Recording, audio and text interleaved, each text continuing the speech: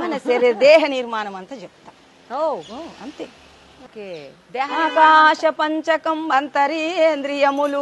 అంతరేంద్రియములు అంటే జ్ఞానము, మనసు, బుద్ధి, చిత్తము, అహంకారం. ఆకాశ పంచకం అంతరేంద్రియములు ప్రాణాదులును వాయు పంచకంబు. జ్ఞానేంద్రియములైదు వైశానర పంచకంబు అప్పు పంచకంబు శబ్దాదులైదు. కర్మేంద్రియములైదు కడభూమి పంచకం ఇట్టులు 25 ఇంద్రియములు. ఇవి ఆత్మగాదని ఇన్నింటి నెరిగేటి ఎరకయే పరమాత్మయని ఎరింగి సాంఖ్య యోగంబు సాధించు సజ్జనుండు ముక్తి చెందును మీ పాద భక్తితోను. రమ్య గుణధామ భద్రాద్రి రామ పరశురామ నరసింహ దాస సంరక్షిత. అసలు 2 చేతులు ఎత్తి నమస్కారం పెట్టాలమ్మా మీకు. మీ లోపలున్న ఆయన గాయనే, నా లోపలున్న ఆయన గాయనే.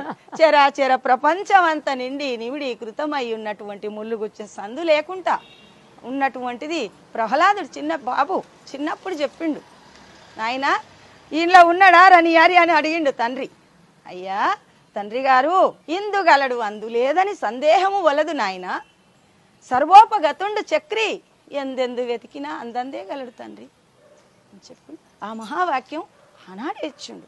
త్రేతాయుగం, కృతాయుగం, ద్వాపారం, కలియుగం. అమ్మ త్రేతాయుగంలో చెప్పినటువంటి ప్రహ్లాదుడు చెప్పిన మాట మనది కాదు తల్లి.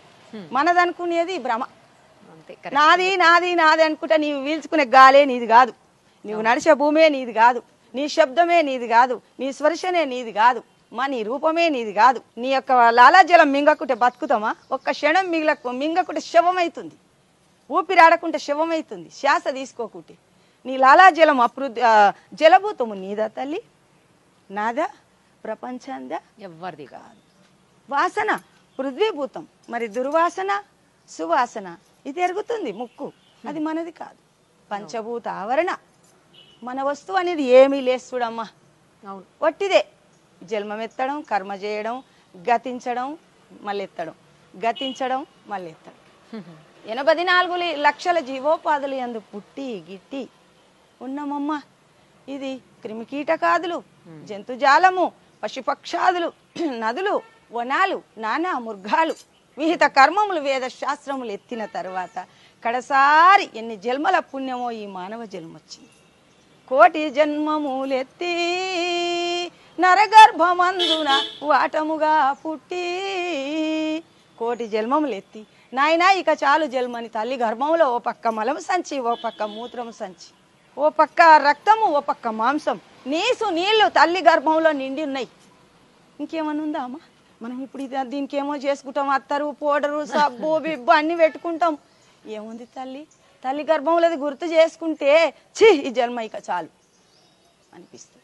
నారాయణమ్మ, మీరు ఇక్కడ ఉండాల్సిన వాళ్ళు కాదు, అసలు మీరు సఫాయి కార్మికురాలుగా అర్థమైతే. గురుదేవుడు మా అమ్మ పెట్టింది. పెట్టిందమ్మా. బతకలేవు బిడ్డ, నీ భర్త చనిపోయిండు చిన్న వయసులో, నీ పిల్లలు భర్తలేరా అమ్మ? లేడమ్మా. అయితే చిన్న వయసులో బిడ్డ నువ్వు బతకలేవని మా అమ్మ పని అమ్మ ఇది. మా అమ్మ నేను కలిసి 3 సంవత్సరాలు చేసిన. ఈ కాలనీలో ఇండ్లు లేవు, ఈ బస్ ఇవన్నీ లేవు. గా ఒక్క ఇల్లున్నది అరంజ్యోతమ్మది, ఈ ఒక్క ఇల్లున్నది. అప్పటి నుంచి ఇక్కడనే ఉన్నది. మా అమ్మ చేసింది చాలా రోజులు అయినాక నన్ను పెట్టినాక నేను చేయబట్టి 22 సంవత్సరాలు. అబ్బో, అడవి ఇక్కడ కొండలు ఏం లేవు అప్పుడు. అప్పటి నుంచి అసలు మీరు ఇది కాదు అదే అంటున్నా, మీరు ఇది చెయ్యాలి. ఇది ఉంది బాకీ తీరిత ఉండబోదు, ఇది తీరితే ఉండదు. కర్మ రాకపోకటే కాని భయమేమీ లేదు. భజించవే శివుని మనసా, ఎంత పాపకారివే నీవు గడుసా, భజించవే శివుని మనసా. నీకే పెడతానమ్మా.